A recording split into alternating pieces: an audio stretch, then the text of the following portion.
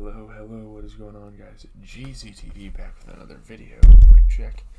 We are here to discuss The Walking Dead. We have the 9th episode of Season 7. We are progressing through the show slowly but surely. We still have to focus on watching Dexter as well. And I have an idea by the time, if I get one of these series done in the near future, I'll probably rewatch Gotham, maybe do The Sopranos.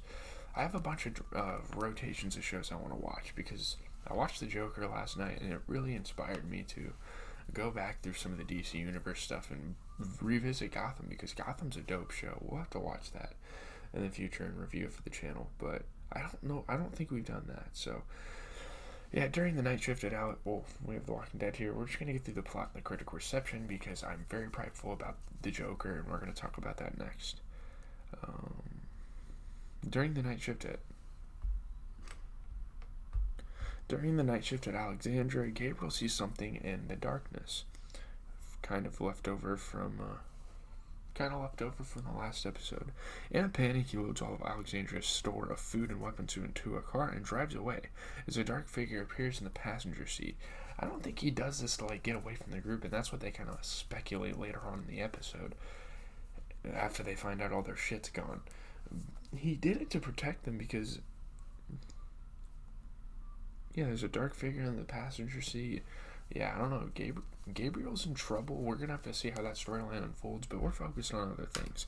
Meanwhile, at Hilltop, Rick and his group attempt to convince Gregory, Hilltop's leader, to assist in the struggle with the Saviors, but Gregory stubbornly refuses. He doesn't want to get into any more conflicts with these guys. Maybe he's a little smart with that, but you can't just keep serving these people till the end of time. They're going to have you serving them till the end of, till eternity.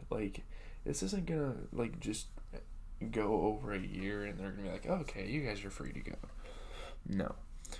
They're going to have to do something about it if they don't want to keep doing this. Rick and his group, including Daryl, prepare to leave, but a group of Hilltop citizens pledge their support to Rick. They're like, screw Gregory. Honestly, yeah, screw Gregory. No one should like Gregory. Gregory's a bitch, dude. He's probably one of the worst characters in the show. I'm not a fan of the Gregory character, obviously. The show does a good job of making us not like the character. It's not that he's badly played, he's actually well played. Before leaving Hilltop, Jesus proposes a visit to the kingdom to introduce them to King Ezekiel, kind of a moment we've all been waiting for the people of Alexandria, the rest of the people of Alexandria anyway, to meet in King Ezekiel and to visit the kingdom.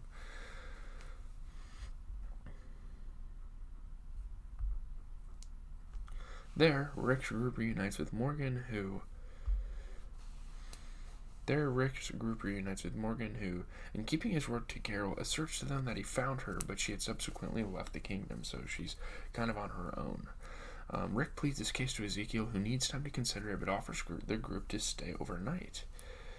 However, the next day, Ezekiel states that he does not want to be involved, but will offer asylum to Daryl, who is currently a fugitive from the Saviors. He's like, I will hold him here, so they don't know where he's at and whatnot, and he's still going to be on the loose from the Saviors. It'll all be good. Daryl does not want to stay, but Rick encourages him for his and Alexandria's safety, as well as to help convince Ezekiel to change his mind. He's like, look, you can stay there, you can be our missionary guy, you can continue to prod at King Ezekiel slowly, and it might work eventually. So as of now, the kingdom is not wanting to get involved, and you can tell his troops around him, they can't question him because he's their ruler, but they're kind of frustrated with him off of this. Rick's group drives back to Alexandria, but encounters a blockade of cars set up by the Saviors to herd passing walkers, as well as a trip line rigged with dynamite. So anyone that drives through it, of course, or walks through it, the walkers, it will blow up. Rick and Michonne spend time to recover the dynamite, but a large group of walkers approach.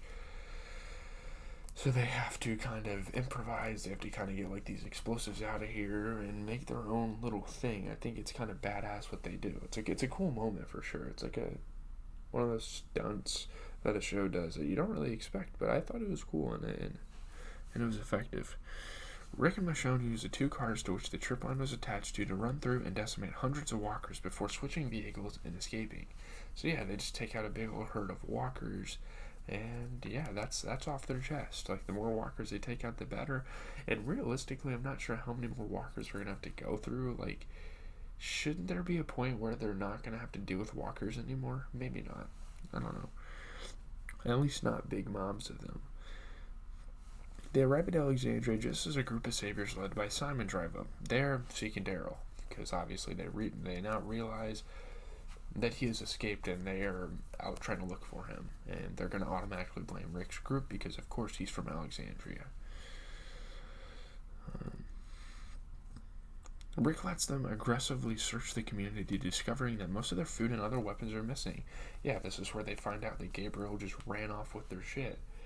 And they're not really sure why. They're going to assume the worst and say that he betrayed them and he was left alone, so he just seized an opportunity.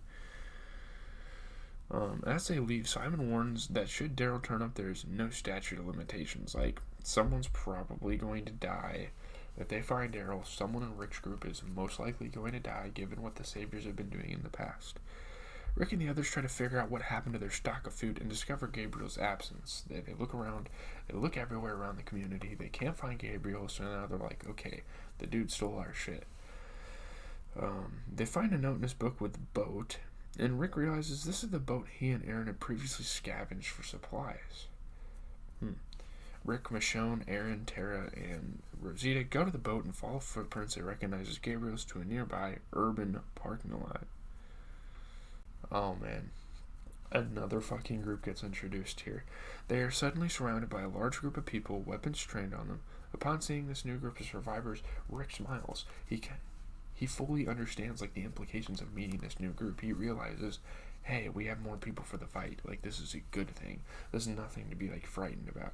They're pointing the guns at him, whatever. But once they like hear him out, and once he tells them like his plans, they're gonna understand it. But this was a good episode.